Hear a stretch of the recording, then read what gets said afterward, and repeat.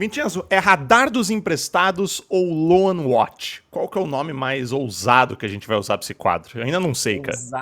Ousado é Loan Watch, mas pra galera gostar mais da gente, acho que o Radar dos Emprestados, viu? Então tá bom. Então é Radar dos Emprestados. Mais uma vez, Radar dos Emprestados chegou, Vincenzo, e a gente vem aqui para falar um pouquinho de como estão os jogadores com contrato com o Atlético, mas fora do Atlético. A gente vai tentar fazer de uma forma um pouco diferente hoje, porque mais uma vez não foi uma semana de grandes números, mas foi uma semana de duas boas atuações. Dois jogadores que tiveram duas boas atuações, apesar de não terem feito números, que a gente vai comentar. Um tá na primeira página, outro tá na segunda. E vamos começar já sobre isso. Com a tela aqui, já para vocês poderem ver, tem Jaderson, tem Rômulo, tem Babi, tem Jajá. Jaderson, a novidade é que agora é titular do Remo, jogando pela meia esquerda, num 4-4-2. É bem importante colocar. Não tá jogando de ponta, não tá jogando ali de atacante, é um meia pela esquerda. E aqui o destaque da semana, pelo menos nessa primeira página, Vincenzo, é o Rômulo. Né? O Rômulo não fez gol pelo Gostep, mas você assistiu um pouquinho dos highlights e pode contar um pouquinho melhor.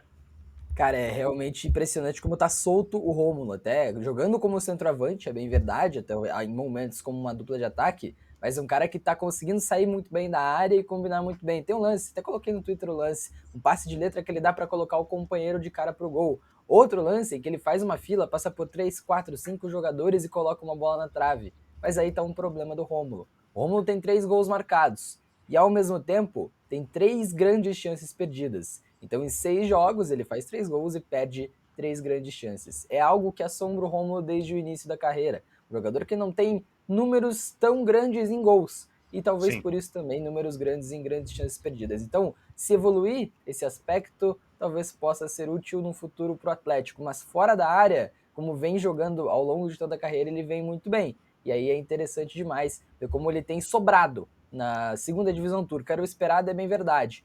Mas esse era exatamente o que eu ia falar, cara. Porque assim, Vincenzo, se ele não sobrar lá, cara, vai sobrar Pois onde? é.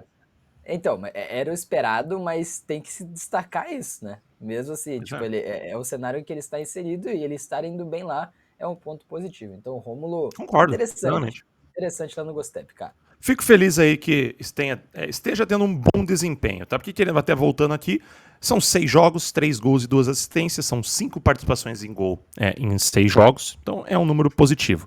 Mas, como a gente tava falando aqui um pouquinho off, é campeonato para ele fazer o farm numbers, né?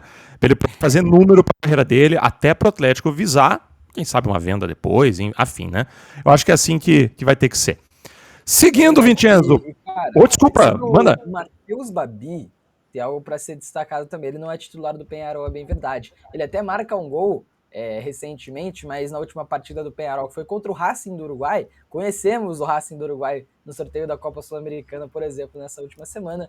Ele não foi titular, nem entrou em campo, não foi utilizado pelo Diego Aguirre. E agora no Penharol ele também tem uma concorrência muito grande, né? O Léo Sequeira, ele é o artilheiro do Penharol, tem 4 gols marcados em 5 jogos. Talvez por isso o Babi não venha sendo titular do uruguaio.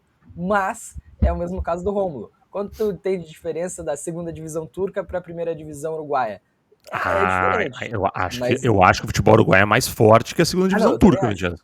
Não, eu concordo com você, mas é muito diferente. Não é um cenário muito pior do que a Cara, eu Liga acho que é, Brasileira? velho.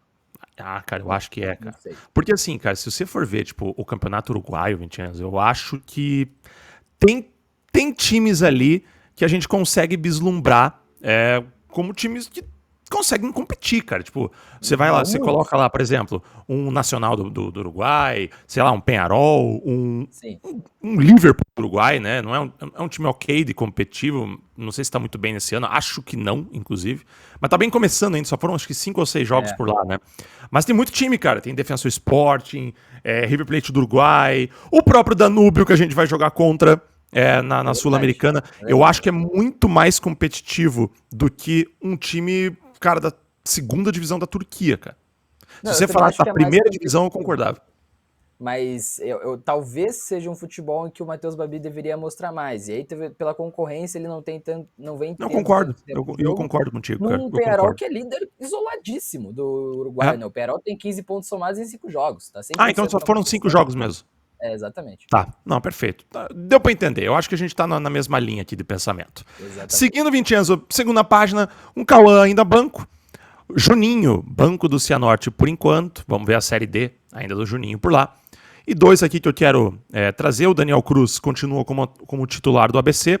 Já vem numa sequência sem gols, né, do Daniel Cruz lá no ABC.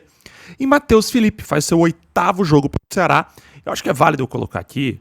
Antes de fechar essa parte, eu quero só trazer aqui o Luciano Arriagada também, tá? Que também ainda não atuou pelo Audax italiano. Voltando aqui ao Matheus Felipe, cara. O Matheus Felipe fecha o seu 8º jogo pelo Ceará. Mas é importante colocar que ele já é o capitão do Ceará. Ele é o capitão do Ceará. Ele entra pela 3ª vez consecutiva na seleção do campeonato estadual cearense. Então isso é bem importante, eu acho. Até para a questão... Eu não quero o Matheus Felipe de volta, que fique claro. Eu acho que já estamos muito feridos, tá? Muito feridos com tudo isso. Mas, querendo ou não, ele é um cara novo. Ele é um cara que agora está num clube grande de Série B. E quem sabe o Atlético não consiga um mercado para ele, cara. Quem sabe ele tendo uma boa atuação pela Série B, passando bem no Cearense, quem sabe até campeão cearense pelo Ceará contra o Fortaleza agora nesses finais de semana.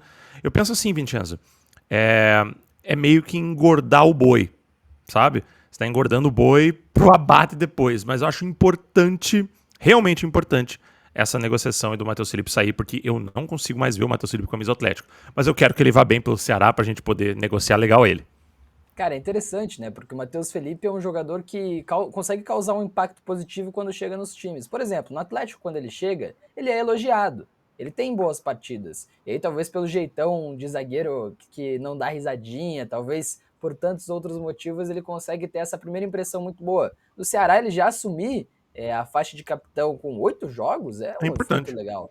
E é importante, exatamente. Agora, a gente tem falado sobre o Pedro Henrique aqui na Threads. Pô, o Pedro Henrique é um nível legal, mas não pode ser titular de um Atlético que almeja o que almeja. O Atlético tem que trazer um zagueiro para ser titular. O Thiago Heleno, um dos maiores ídolos da história do Atlético, para muita gente não tem mais nível de ser titular ou de jogar tantas partidas assim pelo Atlético. Então, mesmo que ele vá bem no Ceará, é muito difícil É vislumbrar muito um futuro do difícil. Matheus Felipe, né, no Não, Atlético, e cara. assim, com todo respeito, né?